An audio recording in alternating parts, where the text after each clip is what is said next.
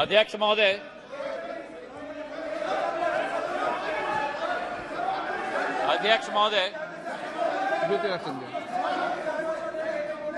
आज मैं अपने एनडीए के गठबंधन को और प्रधानमंत्री जी को मैं धन्यवाद अर्पित करना चाहता हूं कि इस अविश्वास प्रस्ताव पर बोलने का मुझे मौका दिया।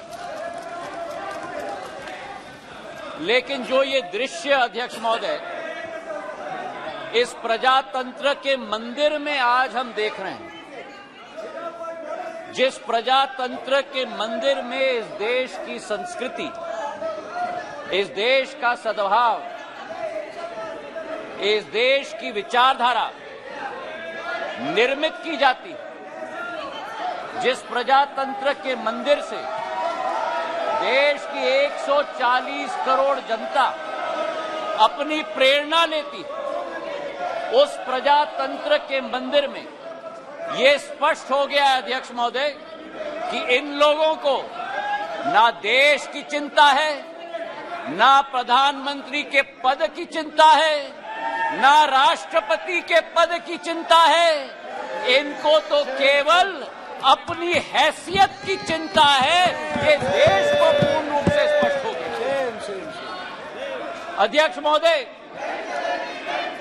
मुझे 20 साल हो गए हैं इस संसद में, मेरा अपना सौभाग्य मैं मानता हूं, लेकिन ऐसा दृश्य में मैंने 2 दशक में नहीं देखा है कि जिस तरीके से इस देश के सर्वोच्च पद के व्यक्ति 140 करोड़ जनता के हृदय में स्थापित इस देश के प्रधानमंत्री के प्रति जो शब्दों का उपयोग विपक्ष के द्वारा किया गया है, मैं मानता हूं कि सदन के सामने नहीं लेकिन देश की जनता के सामने इन्हें माफी मांगनी चाहिए।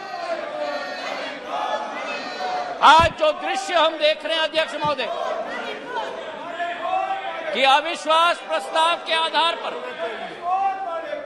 अध्यक्ष महोदय मैं आपका संरक्षण चाहूंगा। ये बोलने के लिए कभी तैयार हो जाते हैं लेकिन सुनने के लिए तैयार नहीं होते। ना देश की जनता की ठोक कर 2 बार चुनाव में नतीजा हजम करने के लिए तैयार है, न सदन की बात सुनने के लिए तैयार है। आज जो स्थिति उत्पन्न हुई है अध्यक्ष महोदय, जो अविश्वास प्रस्ताव लाया गया है, सर आपका संरक्षण मैं चाहता हूं, इनको कंट्रोल किया जाए। देश की जनता ने तो अपना पूरा परिणाम इनके चेहरे पे दिखा दिया। जो जनता के सामने नहीं कर पा रहे वो आज सदन में बैठ के कोशिश कर रहे हैं करने के लिए। जो अविश्वास प्रस्ताव इनके द्वारा यहां लाया गया, यह अविश्वास प्रस्ताव मणिपुर की बात नहीं है। मिशन मणिपुर के आड़ में ये अपनी राजनीतिक रोटियां सेकने के लिए आज यहां उपस्थित हुए हैं। पिछले 2 दिन से मैं सुन रहा हूं अध्यक्ष महोदय, हम इनको भी बता दें कि अगर ये इनका वर्ताव रहा तो इनकी बात भी इस प्रजातंत्र के मंदिर में हम सुनने नहीं देंगे। पूर्ण रूप से स्पष्ट करना चाहते हैं अध्यक्ष महोदय, जो आज जो इस क्षेत्र में और इस सदन में प्रस्तुतिकरण हुई है, ये वो बादल है जो गरजना चाहते हैं लेकिन बरसते नहीं। ये वो बादल है जो चर्चा में रहना चाहते हैं लेकिन चर्चा सुनना नहीं चाहते। अध्यक्ष महोदय, आज अध्यक्ष महोदय ये अविश्वास प्रस्ताव जो लाया गया है, सारे आवश्यक विमर्श एक तरफ रखे गए हैं और इनकी हट एक तरफ है। हमारे देश के प्रधानमंत्री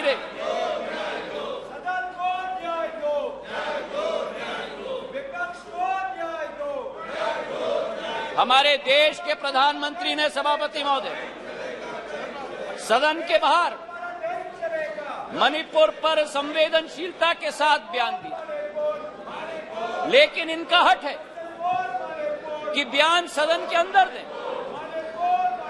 गृह मंत्री जी ने यहां बैठकर दिन प्रतिदिन स्पष्ट किया कि जिस दिन जिस घंटे पे आप चर्चा करना चाहते हैं हम तैयार है करने के लिए। लेकिन 17 दिन इसी तरह ये सदन को इन्होंने चलने नहीं दिया। 17 दिन मजबूर करके स्थगित किया। और आज अध्यक्ष सभापति महोदय, मैं स्पष्ट करना चाहता हूं कि जो ये लोग मौन व्रत की बात करते हैं, मैं इनसे पूछना चाहता हूं 1993 में जब मणिपुर की जातीय हिंसा में 750 लोगों की जान गई थी, तब तत्कालीन प्रधानमंत्री नरसिम्हा राव जी ने सदन के अंदर मौन व्रत क्यों धारण किया था? इसका जवाब ये दें। और केवल सन 1993 में नहीं, लेकिन 2011 में जब मणिपुर में 123 दिन ब्लॉकेड चला, जातीय हिंसा चली, तब उस समय में भी तत्कालीन प्रधानमंत्री मनमोहन सिंह जी ने सदन के अंदर मौन व्रत क्यों धारण किया था? इसका उत्तर भी ये लोग दें। तो सभापति महोदय, मैं आपसे पूछना चाहता हूं कि ये अगर दोगली राजनीति नहीं है, ये अगर पॉलिटिक्स ऑफ कन्वीनियंस नहीं है, तो क्या है? मैं पूछना चाहता हूं। आज सभापति महोदय, लोकतांत्रिक व्यवस्था पर मैं इनको भाषण नहीं दूंगा, लेकिन जो इनकी अवसरवादी सोच है, उसका पर्दाफाश पूरे देश के जनता के समक्ष में रखना चाहता हूं। ये जो समूह है I.N.D.I.A.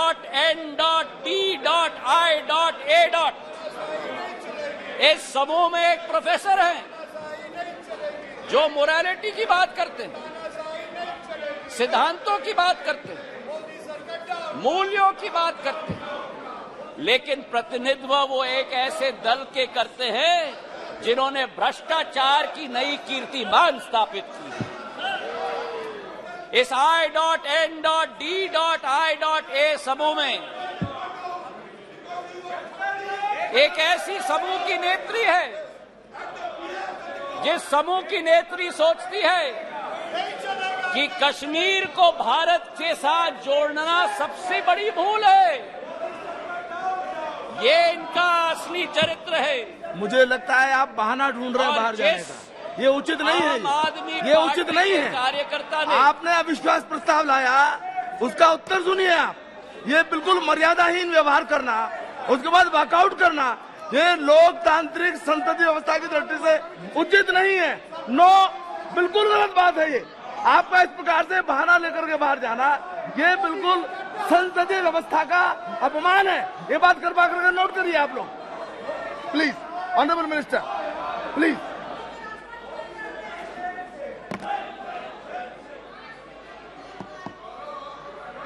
सभापति महोदय, देश की जनता ने इनको बाहर का दरवाजा दिखा दिया है। अब सदन से भी स्वयं बाहर जा रहे हैं।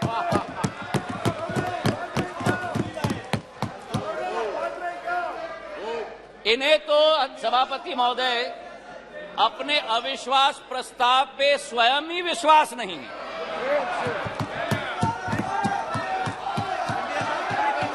सुन लो, धैर्य रखो और सुन लो। इतने उत्तेजित मत हो। जो देश की जनता ने परिणाम दिया है वो स्वीकार करो। अब सभापति महोदय, इनके जो एक समूह है I.N.D.I.A. घमंडिया समूह, उस समय में समूह में आम आदमी पार्टी के कार्यकर्ता ने स्वयं यूपीए सरकार पर 2G और कोल स्कैम का PI लगवाया, और आज कांग्रेस का हाथ आपके साथ। ये स्थिति अंदर की बात। और वही स्थिति सभापति महोदय, हमारे टीएमसी के साथी यहां बैठे हुए थे, जिस टीएमसी के बारे में अधीर दा रोज इस सदन में लपक कर भ्रष्टाचार की बात करते थे, चिटफंड की बात करते थे, अपने संसदीय क्षेत्र में कार्यकर्ताओं की कत्लों की बात कर रहे थे। आज वही कांग्रेस पार्टी और वामपंथी दल हाथ में हाथ उस टीएमसी के साथ मिला रहे हैं सभापति महोदय। तो ये इनकी असलियत है। और जो मैं कहना चाहता हूं सभापति महोदय कि अगर इन लोगों को अपने गठबंधन में एक दूसरे के विरोधी होकर भी सत्ता के लालच के साथ पूरे तरीके से कुनबे की तरह साथ में आ रहे हैं।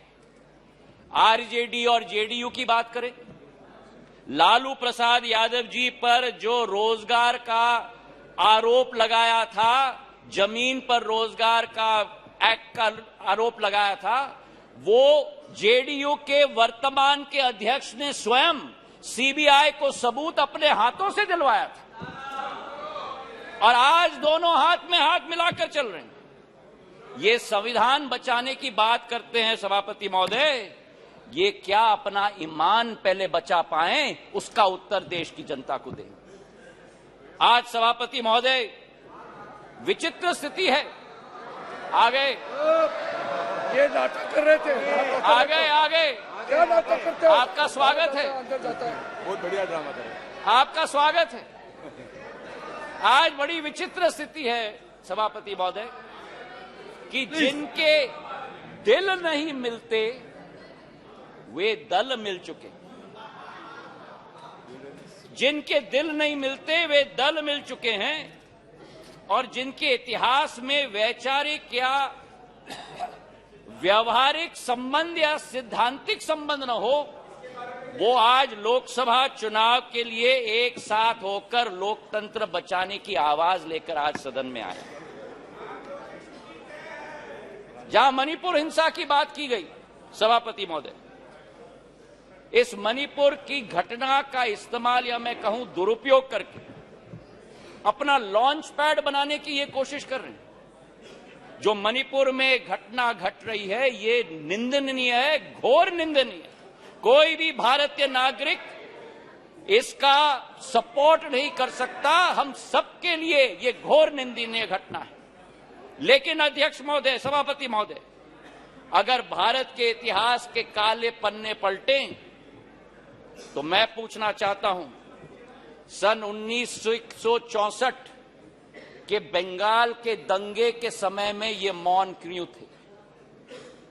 और अगर सन 1964 की हम बात न करें तो सन 84 के सिख दंगों के समय में जब 4000 हमारे सिख भाई बहनों को जिंदा जलाया गया था, तब ये मौन क्यों थे? मेरठ के सन 87 के दंगों के समय में ये मौन क्यों थे?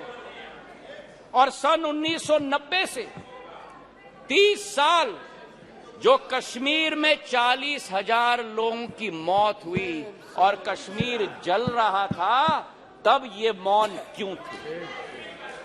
और मैं अधीर रंजन जी का जो शब्द था, जो अंग्रेजी का कोटेशन उन्होंने दिया, इन सभी समय में एवरी मॉर्निंग सभापति महोदय, new widows were हाउलिंग, every morning new children were crying, every morning new houses were falling.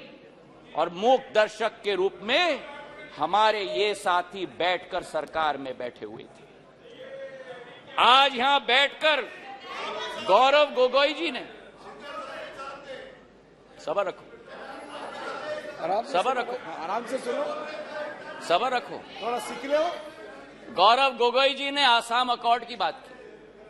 जिस आसाम अकॉर्ड की बात की, उस आसाम अकॉर्ड का क्रियान्वयन कांग्रेस की सरकार ने कभी की?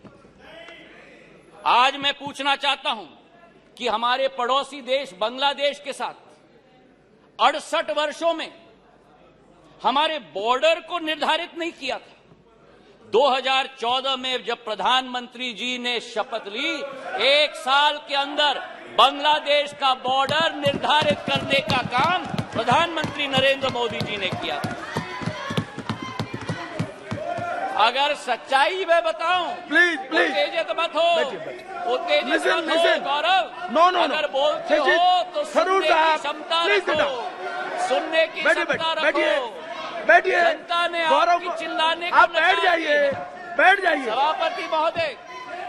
सभापति महोदय, नॉर्थ ईस्ट की सारी समस्या कांग्रेस की तुष्टीकरण की राजनीति के साथ शुरुआत हुई, जब उनको अपनी फायदा नॉर्थ ईस्ट में विदेशी घुसपैठियों को अंदर लेकर उनको नागरिकता देने की कावियात की शुरुआत और शरण और पहचान देने की कावियात की शुरुआत।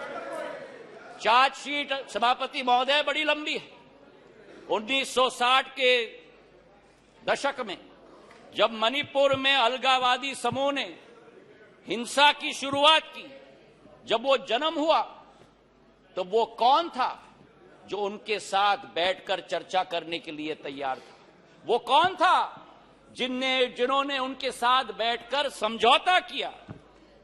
और आप भूल गए 1993 में जब 123 दिन मणिपुर जल रहा था, आपकी सरकार यहां भी थी। आपकी सरकार यहां भी थी। आपकी सरकार यहां भी थी और आपकी सरकार वहां भी थी। और आज आप मणिपुर के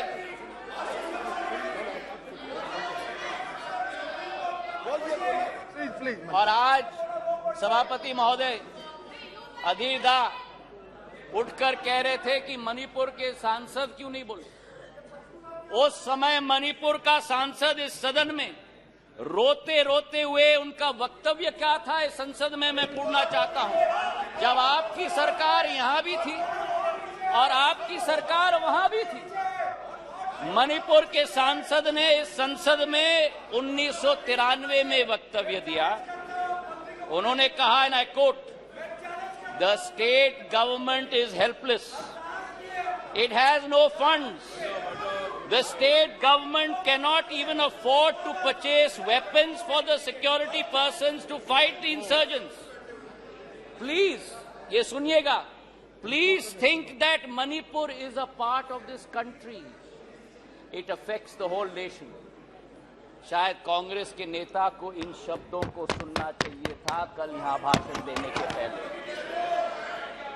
मुझे आज सभापति महोदय मुजफ्फर वारसी जी की शब्द याद आती और मैं कोट करना चाहता हूं। औरों के ख्यालात की लेते हैं तलाशी, औरों की ख्यालात की लेते हैं तलाशी, और अपने गिरबान में झांका नहीं जाता। आज ये स्थिति उत्पन्न हो गई है। तथ्यों के आधार पर अगर हम बात करें, कल गृह मंत्री जी ने सदन में पूरा व्याख्यान दिया। इनके मंत्री संतरी न तंत्री एक बार भी मणिपुर गए। हमारे गृह मंत्री 3 दिन वहां रात दिन बिताए हैं। हमारे राज्य मंत्री ने 23 दिन, नित्यानंद राय जी ने मणिपुर में बैठकर स्थिति का जायजा लिया। आज राहत राशि वहां पहुंची है, अनाज पहुंचा है, वर्चुअल सिस्टम से स्कूल्स चल रही हैं, आर्मी की फोर्स पहुंची है, इवैक्यूएशन में हम मदद कर रहे हैं। जो भी हम लोग कोशिश कर रहे हैं, और आंकड़े की आप बात करते हो तो आंकड़े की पुष्टि करो।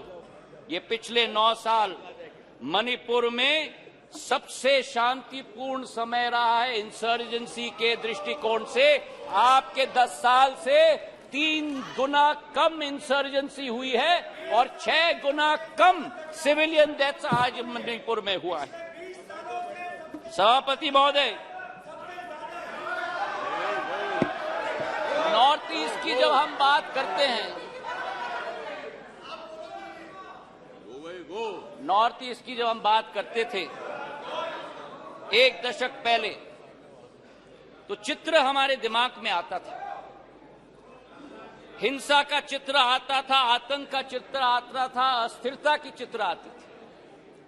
और उसके पीछे एक कारण है।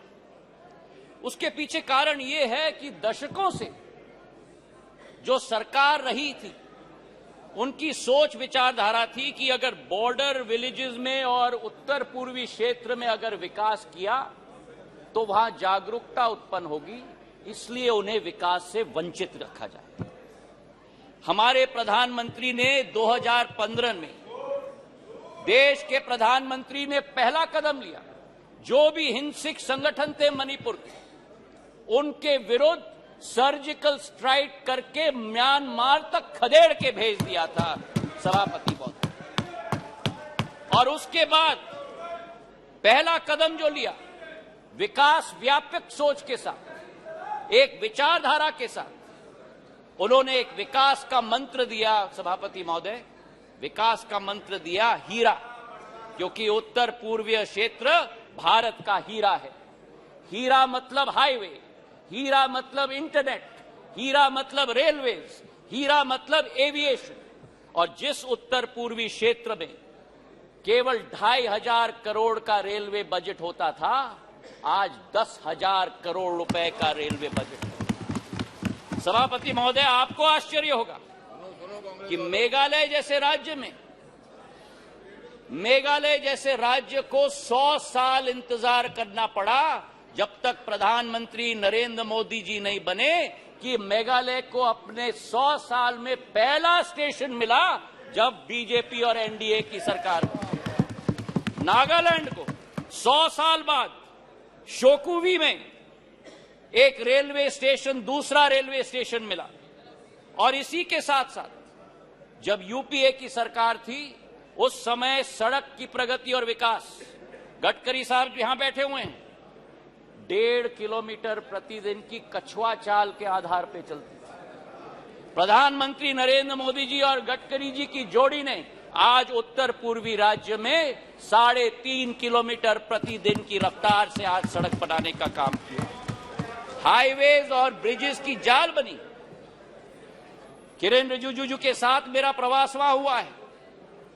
हमने दोनों देखा है कि भारत में अगर पानी पर सबसे लंबा पुल बना है, तो अगर कहीं बना है तो ढोला सदय ब्रिज ब्रह्मपुत्र पर हमारे असम के राज्य में बना हुआ है। और उसी के साथ किसी ने कभी कल्पना नहीं की थी उत्तर पूर्वी राज्यों के बारे में, पर उत्तर पूर्वी राज्य को विश्व के साथ जोड़ने का अगर संकल्प किसी का रहा, तो भारत को म्यांमार और थाईलैंड के साथ सुपर हाईवे बनाने का काम प्रधानमंत्री नरेंद्र मोदी जी का रहा। मुझे तो आश्चर्य हुआ सभापति महोदय कि इनके अरुणाचल प्रदेश और सिक्किम, हमारा भी है पर मेरे साथी हैं, अरुणाचल प्रदेश के हमारे वहां के भी सांसद मेरे साथी, पर अरुणाचल प्रदेश और सिक्किम, 2 उत्तर पूर्वी राज्यों में आजादी के 67 वर्ष बाद भी एक भी एयरपोर्ट नहीं। 9 सालों में अरुणाचल में एक नहीं लेकिन 3 एयरपोर्ट, तेजू, पासीघाट और होलोंगी बनी है, और सिक्किम में पाक्योंग। जिस अरुणाचल प्रदेश में केवल 9 हवाई अड्डे थे, आज उस अरुणाचल प्रदेश में सभापति महोदय 17 हवाई अड्डे हैं। 17 हवाई अड्डे। जो 7 सिस्टर्स कहलाती थी, उस समय में ये 7 निग्लेक्टेड सिस्टर्स थी। लेकिन प्रधानमंत्री जी के आने के बाद आज उत्तर पूर्व में प्रधानमंत्री जी के पूर्वोदय के मंत्र के साथ विकास का एक नया उदय पूर्वोदय में हो रहा है। मुझे दुख भी हुआ सभापति महोदय, और मुझे आश्चर्य भी हुआ। हमारी कोशिश रहती है कि इस संसद में कभी भी व्यक्तिगत आक्षेप, हम एक दूसरे के साथ सहमत न हो, हम एक दूसरे की नीतियों पर, हमारी नीयत पर कटाक्ष जरूर करें, पर व्यक्तिगत आरोप कभी नहीं होना चाहिए। और जो आरोप इस हाउस में किया गया कल सभापति महोदय, मुझे आश्चर्य भी हुआ और दुख भी हुआ जब राहुल गांधी जी ने सदन में कहा कि प्रधानमंत्री के लिए मणिपुर हिंदुस्तान का भाग नहीं। मैं बताना चाहता हूं आपको सभापति महोदय कि जिस प्रधानमंत्री ने उत्तर पूर्वी राज्य को विश्व के साथ जोड़ा है, जिस प्रधानमंत्री का उत्तर पूर्वी क्षेत्र के साथ दिल का रिश्ता है, जिस प्रधानमंत्री ने भारत के दुश्मनों को उत्तर पूर्वी राज्य से खदेड़ कर बाहर कर दिया हो, जिस प्रधानमंत्री के रोम रोम में भारत माता बसती हो, जिस प्रधानमंत्री ने भारत कश्मीर को भारत के अभिन्न अंग बनाने के लिए अनुच्छेद 370 रद्द किया हो, श्यामा प्रसाद मुखर्जी के सपने को एक विधान, एक प्रधान और एक निशान को साबित किया हो। मैं बताना चाहता हूं विपक्ष को, सभापति महोदय, कि भारत को अलग अलग टुकड़ों में देखने की विचारधारा आपकी है, हमारी नहीं। हमारे सभापति महोदय, बैठो बैठो बैठो, आराम से बैठो। आपने ही चेंज कराया मुझे, कान खोल के सुन लो, सत्य सुन लो, आपने ही चेंज कराया। जिस अब मेरा मुंह मत खुलवाना। सभापति महोदय, जिस अविश्वास प्रस्ताव को ये लेके आए, इसका सत्य देश की जनता के समक्ष होनी चाहिए। जिस तरह से एक एक वर्ग का विश्वास तोड़ा गया है और जिस तरीके से प्रधानमंत्री जी ने एक एक वर्ग का अविश्वास को विश्वास में परिवर्तित किया है, वो सत्य आज इस सदन के द्वारा देश की जनता के समक्ष जानी चाहिए। किसान, सभापति महोदय, इस देश की रीढ़ की हड्डी, 60% आबादी हमारी कृषि प्रधान राष्ट्र है, लेकिन अगर किसान का पीठ तोड़ने वाला कोई कालखंड रहा तो 2014 के पहले रहा। आज हमारा किसान को समर्थन मूल्य पर्याप्त मात्रा में मिल रहा है, उसकी खरीदगी पर्याप्त मात्रा में हो रही है। आज हमारे किसान कितने उत्तेजित हो रहे हैं। सभापति महोदय, खुजली बहुत आती है, खुजली बहुत आती है, खुजली बहुत आती है। आज हमारे किसान को, सभापति महोदय, धान की खरीदी में 90% वृद्धि हुई है, गेहूं की खरीदी में 75% वृद्धि हुई है। नरेंद्र सिंह जी यहां बैठे हुए हैं। हमारे समर्थन मूल्य की हम बात करें, 2014-15 में धान की एमएसपी 1360 थी, आज धान की एमएसपी 2183 है, 60% की वृद्धि हुई है। कल कपास की बात की गई, कपास की एमएसपी हम बात करें, कपास की एमएसपी 3350 रुपए होती थी, आज वही कपास की एमएसपी बढ़कर 6620 हो चुकी है, 80% की वृद्धि हो गई। सोयाबीन की एमएसपी 2560 रुपए होती थी, आज 4600 रुपए हो चुकी है, 80% की वृद्धि हुई। तो जहां हमारे देश का किसान, हमारे देश का अन्नदाता समृद्ध हो चुका है, उसी के साथ साथ किसान के लिए जो सीमांत हमारा कृषक है, 80% हमारा कृषक आज भी सीमांत कृषक है, उसके लिए एक सुरक्षा कवच के रूप में किसान सम्मान निधि के जरिए 6000 रुपया प्रति वर्ष 11.5 किसानों के खातों में 2,40,000 करोड़ रुपए प्रधानमंत्री ने पहुंचाने का कार्य किया। यही अंतर है तुष्टीकरण और संतुष्टीकरण के बीच में, सभापति महोदय। और इसी में मैं बताना चाहता हूं, मध्य प्रदेश में भारतीय जनता पार्टी की शिवराज सिंह जी की सरकार ने इस 6000 रुपए में 6000 रुपए अतिरिक्त मिलाकर 12,000 रुपया प्रति साल 80 लाख किसानों के खाते में डालने का कार्य किया। हमारे देश के पूर्व प्रधानमंत्री अटल बिहारी वाजपेयी जी का एक सपना था, उनका एक सपना था कि इंटरलिंकिंग ऑफ रिवर्स होना चाहिए, और आज उनके सपने को अगर साकार किया है तो प्रधानमंत्री नरेंद्र मोदी जी ने Ken Betwa interlinking of reverse के आधार पर किया। 42,000 करोड़ रुपए की योजना, उत्तर प्रदेश और मध्य प्रदेश के 13 जिलों को मिलाकर 60 लाख लोग प्रभावित होंगे। ये वो बुंदेलखंड क्षेत्र है जिसने अपने इतिहास में सूखी माटी के अलावा कुछ नसीब नहीं किया था। अध्यक्ष सभापति महोदय, आज वहां 11 लाख हेक्टेयर की सिंचाई होगी, 105 मेगावाट की ऊर्जा का सर्जन होगा, और उसी के साथ इस परिवर्तन के स्केल पे भी मैं बात करना चाहता हूं। ये परिवर्तन का स्केल आजादी से 2003 तक 56 साल कांग्रेस की सरकार रही, 56 साल 7.5 लाख हेक्टेयर की सिंचाई हुई थी और 20 वर्ष में 2003 से 2023 तक 20 वर्ष में 45 लाख हेक्टेयर की जमीन की सिंचाई हुई है, 6 गुना। और जहां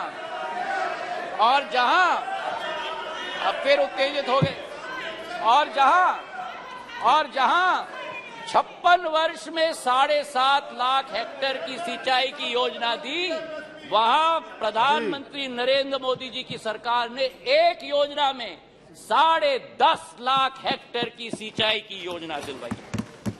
ये इसी बात का उदाहरण है सभापति महोदय कि डबल इंजन यानी डबल विजन, तुष्टीकरण से किसान का भला नहीं होता बल्कि संतुष्टीकरण से ही किसान का भला होता है। गरीबों की अगर हम बात करें हमारे सभापति महोदय, योजनाबद्ध तरीके से गरीबों को बैंक के अकाउंट से अलग रखा गया। हमारे देश के पूर्व प्रधानमंत्री ने कहा कि जब 1 रुपया भेजा जाता है केवल 15 पैसे खाते में पहुंचता है, मतलब 85 पैसे बिचौलियों की दुकान के आधार पर जाते हैं। आज हमारे प्रधानमंत्री के द्वारा, नरेंद्र मोदी जी के द्वारा 50 करोड़ जन धन अकाउंट स्थापित करके 25 लाख करोड़ रुपए गरीबों के खाते में डालने का कार्य किया गया है सभापति महोदय। हमारे गैस के कनेक्शन उज्ज्वला महिलाओं के लिए, हमारे घरों के 3.5 करोड़, हमारे क्षेत्र, हमारे देश की जनता को उत्पन्न करने के लिए हमारे प्रधानमंत्री जी की सोच। अर्थव्यवस्था की बात हमारे वित्त मंत्री जी ने किया। मैं एक बात उनकी बात में जोड़ना चाहता हूं। स्कैम्स की लंबी लिस्ट कल गृह मंत्री जी ने पढ़ी थी। कोल का स्कैम हुआ, 2G का स्कैम हुआ, अनेक स्कैम हुए। और आज मैं बोलना चाहता हूं कि जिस राह पर इंडिया नहीं लेकिन भारत चल रहा है प्रधानमंत्री जी के नेतृत्व में, जहां कोई निजी हित नहीं होगी, केवल राष्ट्र हित होगी, उसी संकल्प के साथ हम लोग आगे चल रहे हैं। 9 साल में सभापति महोदय हम लोग 10 नंबर आर्थिक व्यवस्था के रूप से आज 5 नंबर तक पहुंचे जी। ये एक बहुत बड़ी उपलब्धि है। लेकिन आज मुझे आश्चर्य है जब कहा जाता है कांग्रेस के एक नेता के द्वारा कि इस क्षेत्र में ओवर कॉन्फिडेंस देखिए कांग्रेस की। नेता बयान देते हैं कि सरकार चाहे किसी के भी हो, लेकिन भारत को तीसरी सबसे बड़ी अर्थव्यवस्था बनना तो अरिथमेटिक इनएविटेबिलिटी है। तो ये इनएविटेबिलिटी की गारंटी आपने 9 साल पहले क्यों नहीं दी? कांग्रेस की सरकार के समय आजादी से आज तक 67 वर्षों में हम लोग केवल 12 नंबर से 10 नंबर पर पहुंचे, और जब 9 साल में 10 नंबर से हम 5 पर पहुंच जाएं तो अरिथमेटिक इनएविटेबिलिटी बढ़ जाती है। ये दोगली नीति कहां से हुई? और आज हमारे दोस्त अमोल कोले जी ने पर कैपिटा इनकम की बात उठाई। मुझे खुशी है उन्होंने उठाई। आपको आश्चर्य होगा सभापति महोदय ये सुनते हुए कि भारत 67 सालों में भी सब साउथ अफ्रीका की पर कैपिटा इनकम को हमने पार नहीं किया जब इनकी सरकार होती थी। 9 साल में पर कैपिटा इनकम आज डबल हो चुका है सभापति महोदय। हमारी सोच और विचारधारा, बैंकिंग सेक्टर की हम बात करें, बैंकिंग सेक्टर देश की रीढ़ की हड्डी होती है और लोन्स तो इनके समय में बच्चों का खेल हो गया था। एक कहावत थी कि फोन पर लोन, ये स्थिति हो गई थी।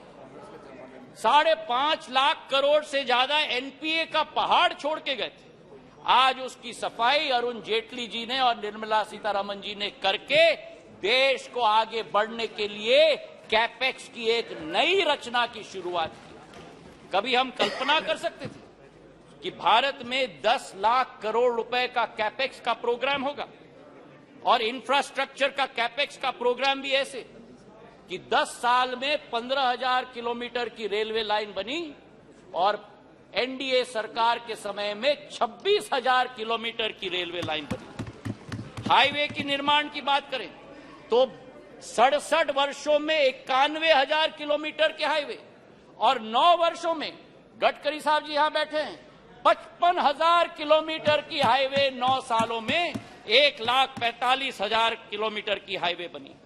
और यही स्थिति सिविल एविएशन के क्षेत्र में 74 एयरपोर्ट 67 वर्षों में और 148 एयरपोर्ट 9 वर्षों के अंदर। और इसी के साथ जो हमारा पावर डेफिसिट कंट्री था, आज पावर सरप्लस हो गया। हम लोग स्टील इंपोर्टर होते थे, आज स्टील एक्सपोर्टर बन गए। 216 गीगावाट से 420 गीगावाट पर पहुंच चुके हैं। कोल के मामले में 565 मिलियन टन से 900 मिलियन टन, और इस वर्ष 1 बिलियन टन का उत्पादन देश करेगा कोल का।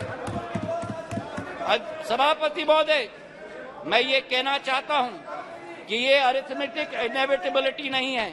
आज भारत जो 2014 में 5 मिनट और 2014 में दूसरे देशों पर निर्भर होता था, प्रधानमंत्री जी ने आत्मनिर्भरता का सिग्नल दिया। जिस देश में हम लोग झोली निकालकर वैक्सीन की भीख मांगते थे, आज उसी भारत में 2 वैक्सीन का आविष्कार होता है और उत्पादन होता है। 220 करोड़ टीके लगते हैं, कोविन का एप्लीकेशन लगता है, एप्पल से एयरबस मैन्युफैक्चरिंग फैसिलिटी लगा रही है, सेमीकंडक्टर से चंद्रयान 3।